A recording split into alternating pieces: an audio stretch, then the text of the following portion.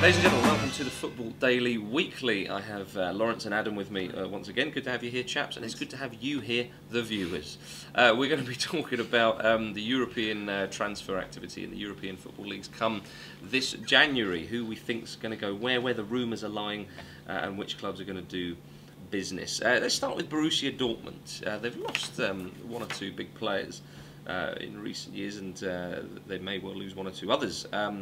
But where do they need to strengthen? People are suggesting maybe in the defence and in the midfield. So defence, obviously Subotic is out now for 6 months. Yeah. So they've been linked to a replacement, maybe Fabian Schär from Basel. Yeah. Very good against Chelsea. Excellent, yeah. Very young player, looking good. He's had some good form, yeah. He's looked good in the Champions League. Could be a good one, yeah. Yeah. Shinji Kagawa, could he return to the club, Laurence? Yes, he could. Well, I mean, it's within the realms of possibility. No, it is well within them. Yeah.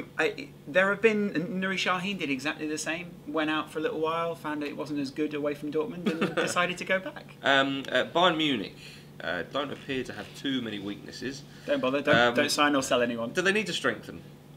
You can always strengthen, can't you? Yeah. Yeah.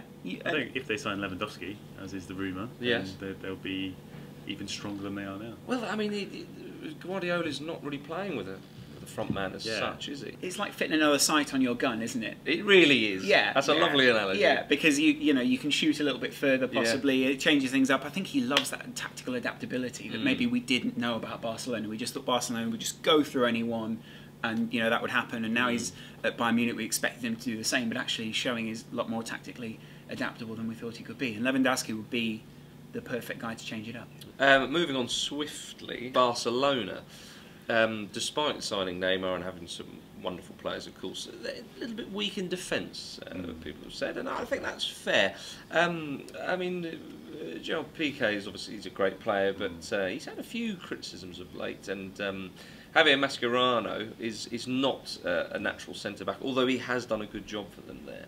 But surely they'll be looking to bring in someone, will they not? Someone like Thiago Silva, perhaps? Yeah. That's easier said than done. That will never happen. Okay. But I think the latest rumour is David Luiz is the one they're going for. Can happen. Okay. Doesn't seem like Mourinho fancies him that much. He's only made 5 starts this season. So World Cup year.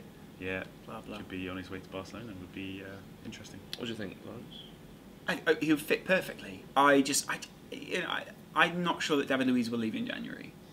Do you think Barcelona need a centre-back? I mean, I disagree. I think Gerard Piqué is quality at the moment, and I think he can serve them quite well. Who plays with him? I don't mind Mascherano alongside him. I don't mind. You can't play Piqué and another tall guy at the back. Yeah. I actually quite like Mascherano in central defence, although he's found himself wanting. Since Guardiola was there, everyone's been saying centre back. They need a centre back. So it seems an oversight that they don't have. With Puyol's 35 now, so a long-term replacement for him, it just makes sense. Thiago Silva would have been ideal, but Real Madrid. Talks of Sergio Aguero going there. That'd be surprising, wouldn't it? He's having a great time at Man City. Yeah, not in January. I think the rumour is in the summer they'll sort of maybe they'll launch a big bid for him. How much would they have to bid for?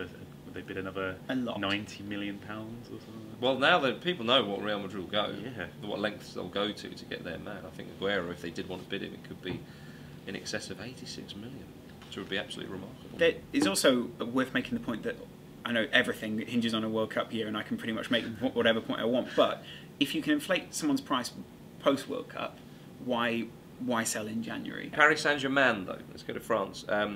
The weakness people are suggesting is the midfield for them.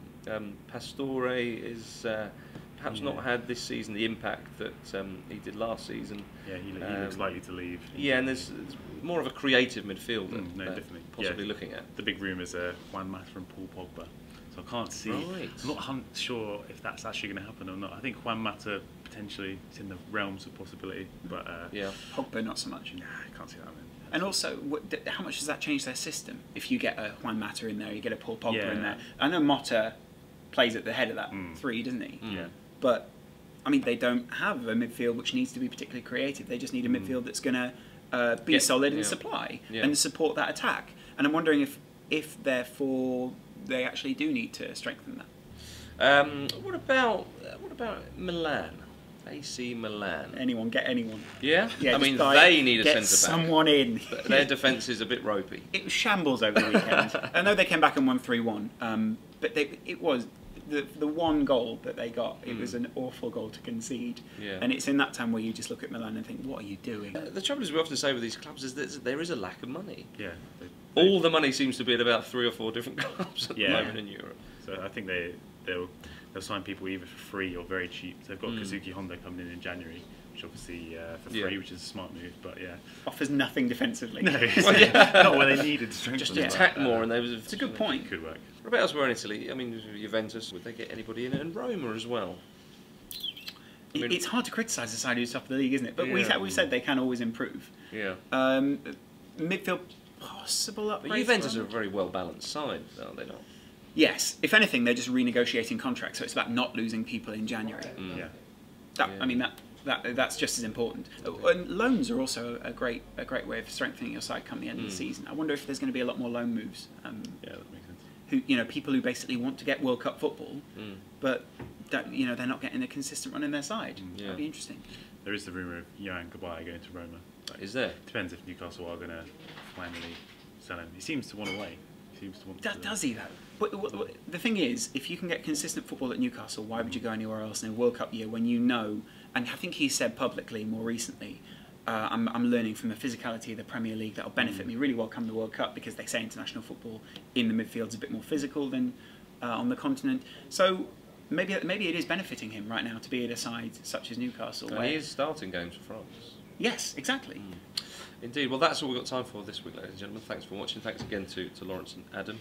And do get your comments in below who you think's going to move where in the January transfer window. We'll see you next time.